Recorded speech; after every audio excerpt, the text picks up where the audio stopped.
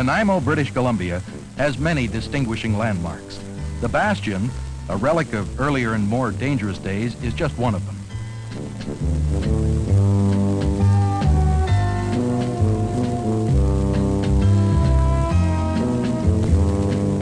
The modern ferries from the mainland come and go in the busy harbor.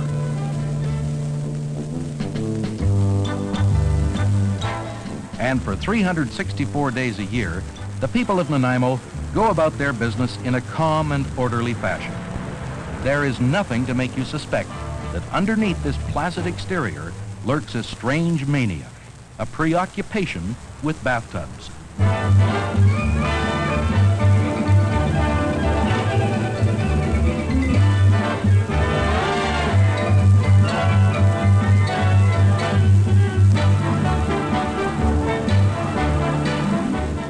People don't look strange, and they don't act strange.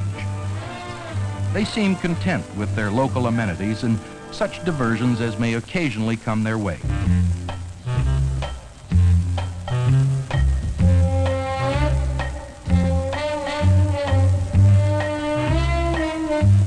Hey, got any bathtubs? Bathtubs? To go across the strait.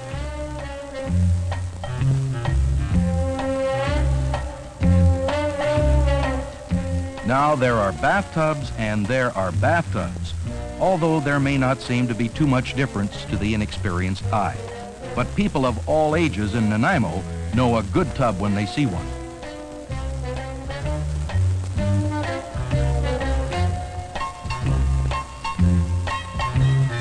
A good tub has two important characteristics. It must be light and watertight, not to keep the water in, to keep the water out. There are easier ways to get to Vancouver, but for one glorious day every year, Nanaimo is not interested in the easy way. I found one over there. Early each summer, people scour the city for tubs, and the backyards of Nanaimo are converted into miniature shipyards, each devoted to the production of one splendid vessel.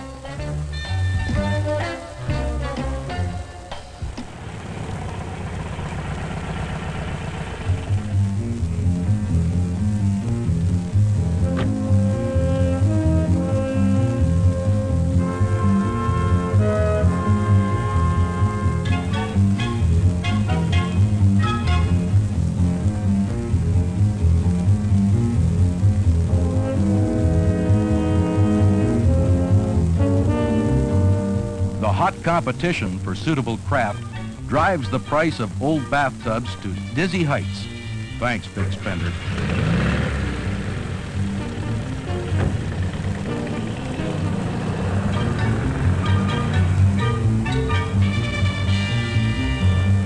Now, you may wonder what possesses these otherwise sane and normal folk to go more than 20 miles in such an outlandish craft as a bathtub. The answer is simple. Once a year, the sporting blood of the people of Nanaimo comes to a boil for the Great Annual Bathtub Race. It started as a centennial celebration, and it grew into a way of life. The fever has now spread far and wide, but it's Nanaimo's event, and they proudly claim the title, the bathtub capital of the world.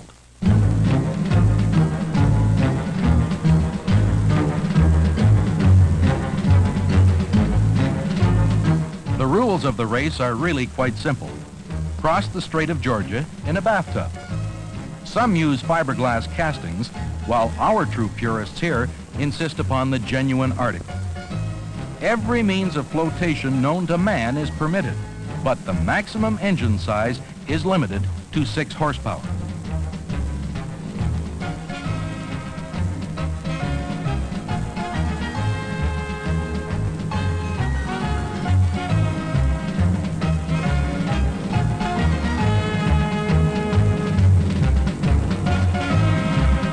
Now, building a bathtub that will survive this kind of a voyage calls for coordination of effort, close study of the fine points of marine design, and lots of skilled help. Well, they won't need that. But in spite of everything, the craft slowly goes together. The tub is mounted on a planing hull, the engine is installed, it's checked and tuned. None too soon either. It's the day before the race, and the city has entered the first stages of its annual madness. The harbor is filling up with a weird and wonderful collection of craft, all milling about under the piratical eye of Mayor Frank Ney, the admiral of the bathtub race festivities.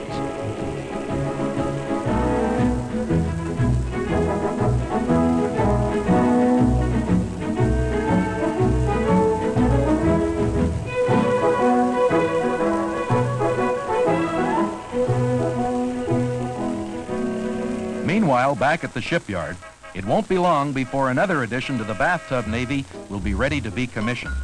There is but derision and scorn to be heaped upon the creation of others, necessary preliminaries for any serious competition. The day before the race is given over to sea trials and a sail past. Seagoing bathtubs may look peculiar, but some of them display a handy turn of speed under the critical observation from the experts on shore. Race day. Now's the time when all the painstaking design and elaborate theory put into points will be put to the test.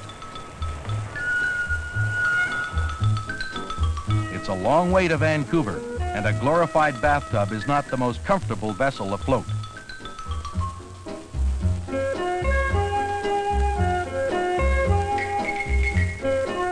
Hoyts has never been in the water before, so no one knows if she will even float, let alone survive the race.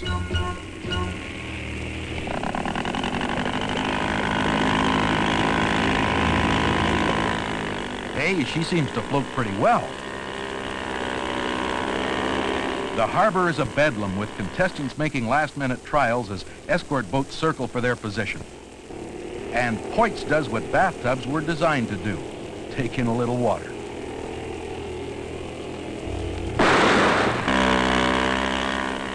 The crack of the starting gun unleashes the whole crazy armada, surging towards the harbor mouth, heading for the open sea.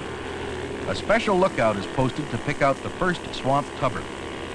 He's going to be presented with the special award, the Order of the Golden Plunger.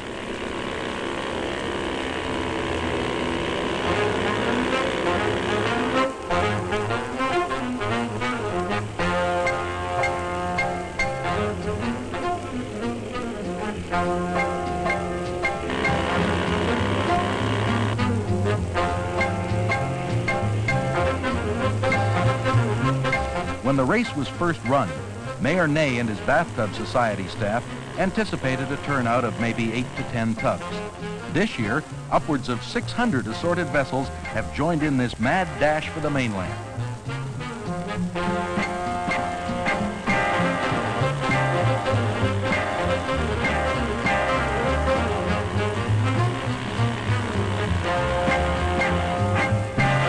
Now, the tubs may look like a marine engineer's nightmare, but they are effective.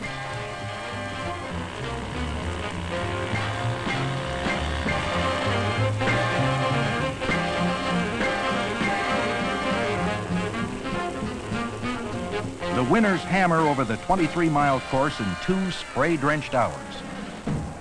The Great Annual Bathtub Race is held in conjunction with Vancouver Sea Festival, and thousands of Vancouverites jam the beaches at the finish line.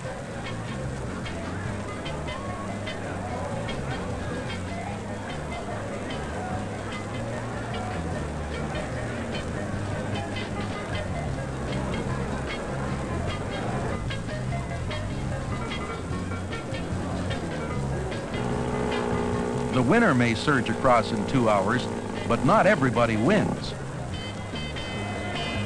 While the victory celebrations begin in Vancouver, a long trail of lonely, waterlogged tubbers stretches back across the sea. To this gallant band, winning is no longer a prime consideration.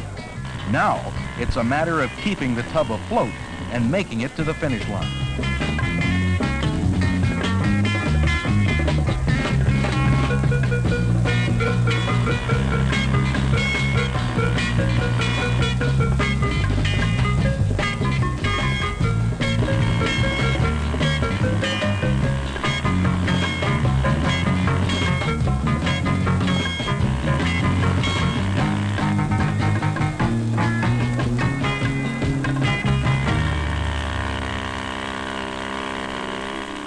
By the time our wet and weary hero straggles in, the welcome has already begun to wear thin. But to the dedicated tubber, none of this really matters. Over 3/4 of the brave company who started came to grief. So it's really making it that counts.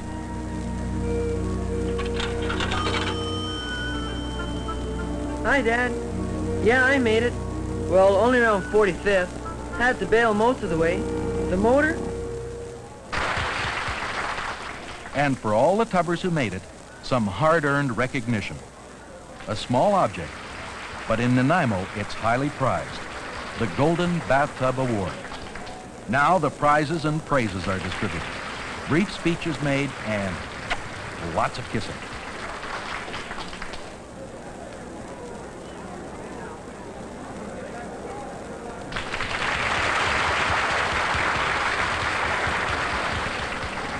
You're now on the upper deck. Raw courage and true bathtub seamanship. My compliments and your Golden Bathtub Award.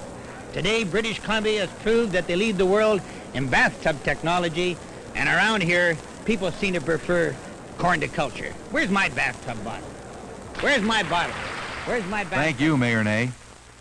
So that's the end of Bathtub Mania for another year. Our proud and somewhat smug hero goes home by a more orthodox means of transportation, and his life returns to normal. Or does it?